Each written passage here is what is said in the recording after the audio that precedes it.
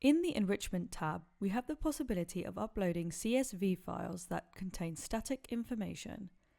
That is, information that doesn't change often, and that allows us to enrich or find additional information related to the fields that might appear in our events. In this tab, what we can do is either create a new enrichment,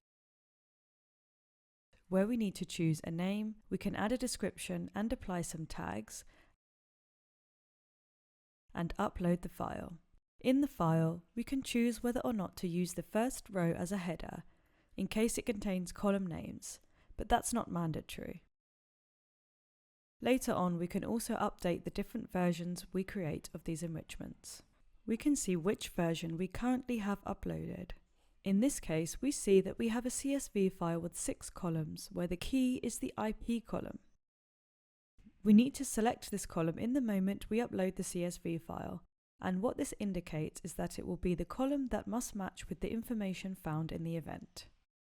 That way, when we find an IP address, we will have access to all the information related to that column. Similarly, we see here that it is possible to create new versions of the same document. However, we must keep in mind that to create a new version, the only thing we can do is include a description of the version we are uploading and upload the file. In this case, we must keep the same selection about whether or not we use the first row as the header. And we must also remember that we can only upload files with the same number of columns. That is, we cannot use a version update to add or remove columns from the document. The columns related to the key are those columns that, as we'll see later when we talk about pipelines, we'll be able to include in the data flow.